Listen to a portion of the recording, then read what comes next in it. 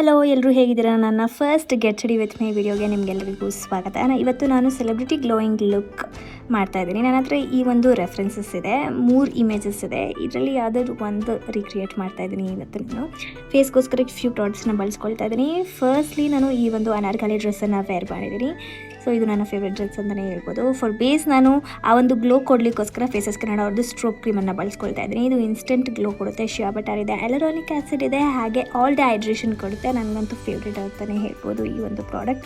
So ನಾನು ನಿಮಗೆ ಇಲ್ಲಿ ತೋರಿಸ್ತಾ ಇದ್ದೀನಿ ಎಷ್ಟು ಗ್ಲೋಯಿಂಗಾಗಿ ಕಾಣಿಸ್ತಿದೆ ನನ್ನ ಬೇಸ್ ಅಂತ. ಅದಾಗಿದ್ದ ನಂತರ ನಾನು ಫೇಸಸ್ ಕೆನಡಾ ಅವ್ರದ್ದೇ ಫೌಂಡೇಶನ್ನ ಬಳಸ್ಕೊಳ್ತಾ ಇದ್ದೀನಿ. ಇದು SPF 30+ ಮಾಯ್ಶ್ಚರೈಸರ್ ಹಾಗೂ ಫೌಂಡೇಶನ್ ಹೊಂದಿರುತ್ತೆ. ಬಿಲ್ಡಬಲ್ ಕವರೇಜ್ ಕೊಡುತ್ತೆ, 24 hours ಹೈಡ್ರೇಷನ್ ಅಂತಲೇ ಹೇಳ್ಬೋದು. ಅದರೊಟ್ಟಿಗೆ ಎಕ್ಸ್ಟ್ರಾ ಗ್ಲೋಸ್ಗೋಸ್ಕರ ನಾನು ಸ್ಟ್ರೋಕ್ ಕ್ರೀಮನ್ನು ಬಳಸ್ಕೊಂಡು ಅಪ್ಲೈ ಮಾಡಿಕೊಂಡೆ. ಆ್ಯಂಡ್ ಫೈನಲಿ ಫೇಸಸ್ ಕೆನಡಾದು ಈ ಒಂದು ಕಾಂಫಿ ಮ್ಯಾಟ್ ಲಿಪ್ಸ್ಟಿಕನ್ನು ಬಳಸ್ಕೊಳ್ತಾ ಇದ್ದೀನಿ.